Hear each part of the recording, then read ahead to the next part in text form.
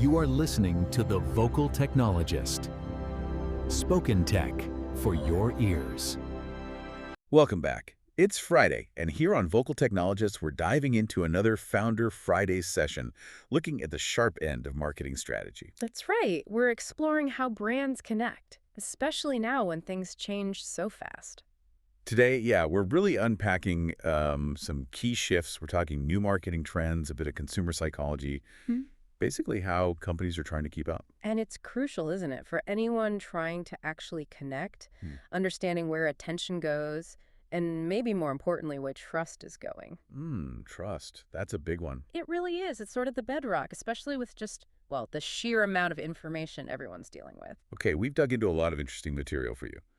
We've got some surprises like how maybe pouring money into social isn't always straightforward, Yeah. how discounts can sometimes, well, backfire, and the power of just people you know, Yeah. your network. Yeah, that network effect is fascinating. Right. Yeah. Okay, let's get into it. So kicking off with social media, because the numbers are just kind of staggering. They really are. Get this, 80% of marketing leaders, they're planning to put more money into social. 80%. Wow. Yeah. They see it as key for, getting customers, loyalty, even revenue. Facebook's still big, like 70%. YouTube, 68%.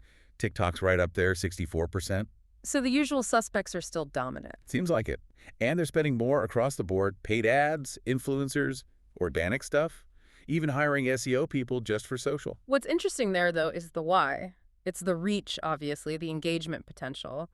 But there's a catch. Ooh, what's the catch? Well, despite all that investment, only 44% of these leaders feel like expert at actually measuring the ROI from social media. Less than half. Seriously. Yep, less than half.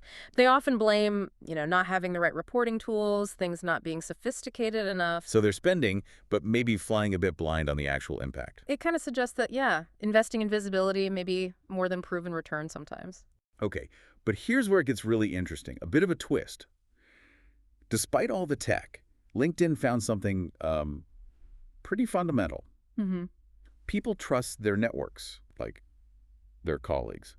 Contacts more than they trust AI or even search engines for advice. Okay, that makes intuitive sense. The numbers back it up.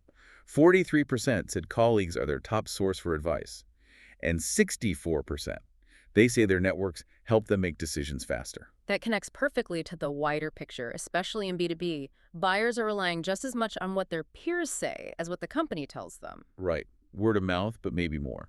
Professional word of mouth. Exactly. And you see the flip side, too, this pressure with AI. Over half, 51% of workers, feel like learning AI is basically like taking on a whole second job. Oof, that's a lot of pressure. It is. And it just raises this big question for brands, doesn't it? In this sea of information and tech, where does real influence actually lie? Which brings us neatly to, well, trust. Mm. The credibility thing.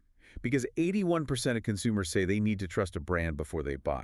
81%. It's huge. But Mm-hmm. only 39% actually trust advertising overall. That's a massive gap. A huge gap. And that's where this idea of ethos becomes so important. It's not just jargon, it's a real strategy. Explain ethos a bit more. How does that work in practice? Sure. So think of ethos as your brand's fundamental character. It's built on three things: trustworthiness, competence, like you know what you're doing, and genuine care for your customers. Right. It's about earning growth, not just buying it. So things like customer testimonials, really engaging with your community, maybe highlighting the founder's journey. Endorsements, awards, that Yeah, kind of stuff. exactly. Those build lasting credibility.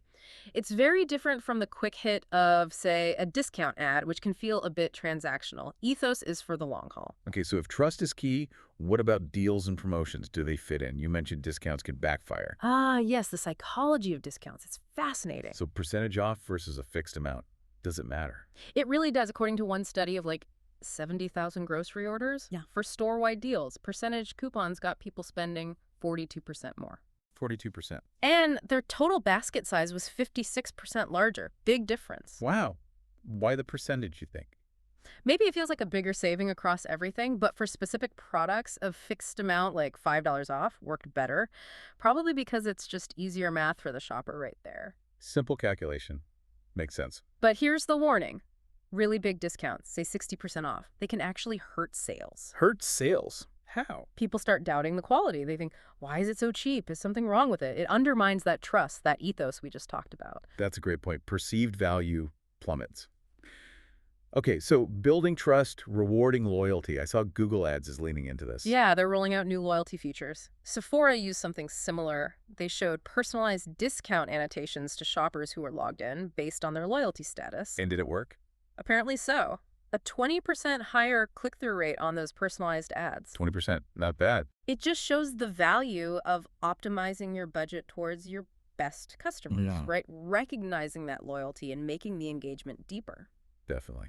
Speaking of engagement, video seems to be just exploding everywhere, even on LinkedIn. Oh, absolutely. Video's momentum is undeniable. Their brand link revenue, that's their ad revenue stream, it jumped almost 200% in just one quarter. 200%, quarter over quarter. Yep. And video views overall on the platform are up 36% year over year. They're bringing in more publishers, more creators. And the creator numbers themselves have, what, nearly doubled since 2021? Something like that, yeah. Big names are sponsoring too, AT&T Business, IBM. It really underlines that video grabs attention and builds connections, even in, a more professional setting like LinkedIn. So quite a journey we've taken you on today, from that huge push into social media to the critical role of network trust. The importance of ethos, smart discounting. Right, and then personalized loyalty and the sheer power of video engagement. Lots to think about. Definitely. And maybe, if we pull it all together, thinking about how much people rely on their networks now and how video grabs attention,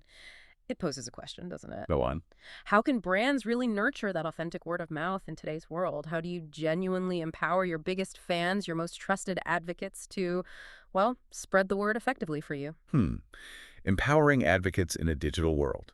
That is a fantastic question to ponder, something for you all to think about. Thanks so much for joining us today for this exploration.